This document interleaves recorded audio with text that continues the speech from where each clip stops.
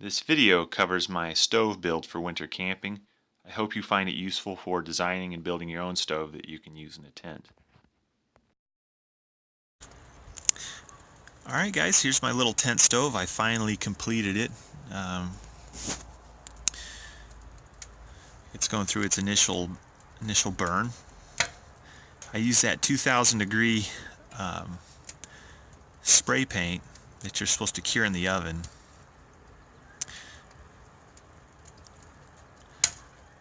But the oven only goes up to 525, and the final firing of this paint is something like 600 degrees. So hopefully it'll get close to that.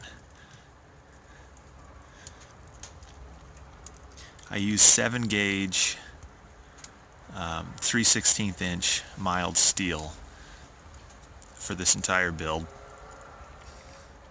The glass is pyroceram, and for that piece it was about I think that my local glass shop, they charged about $50 a square foot for that.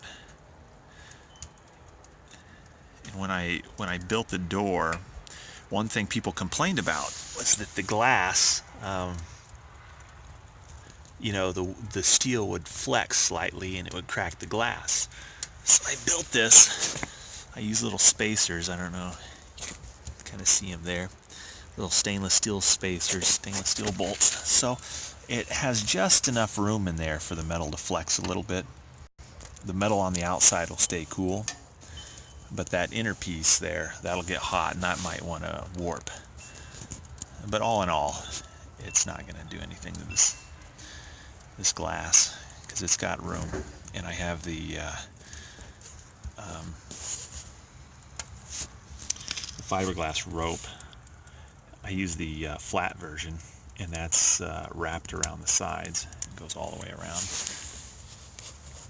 And then in the top, see my reflection, there is a spark arrestor.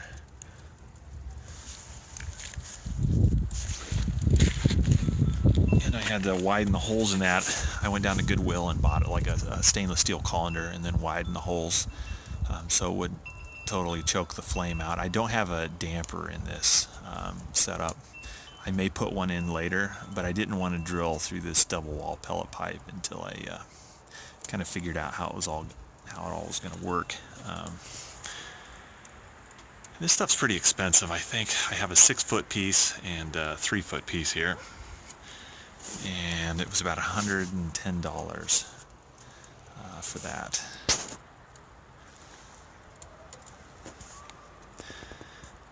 This stove weighs about,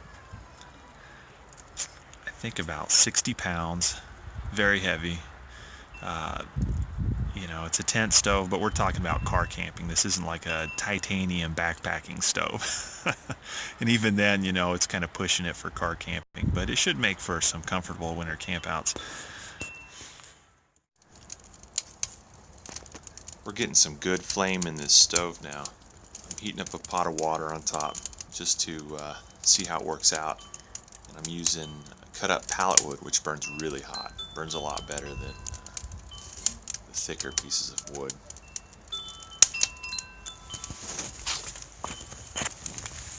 I'm not feeling a lot of heat radiating through the glass, but that's okay.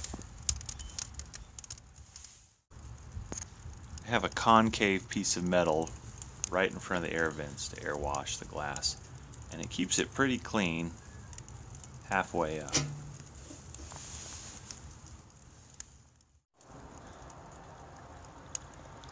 So after this stove has run a while, every part is hot. I mean, every part. The little feet down there, I mean, if you touch them, they'll burn your finger. How do I know? The top, you know, no surprise there.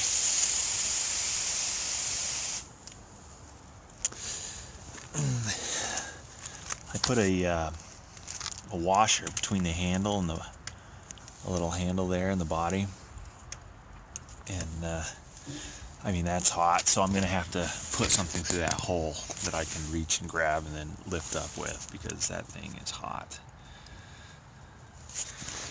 It's putting off a lot of heat. I think in an enclosed tent, it's going to work great. Now we're down to coals. This thing is still very hot. Every part of this stove is just hot. I can't, when I first started, I could touch the double-walled pellet pipe, and now I can't. The latch, I'm gonna have to throw something in there. The hinges are hot.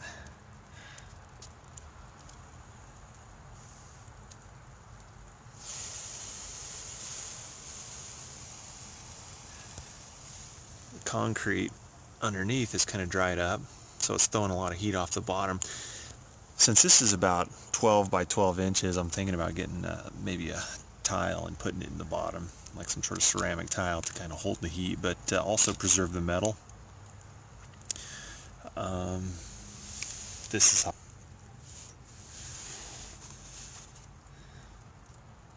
I mean, I definitely want gloves to touch it.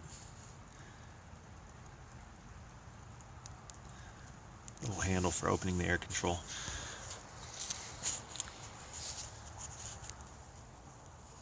So all in all, I'm really happy with this.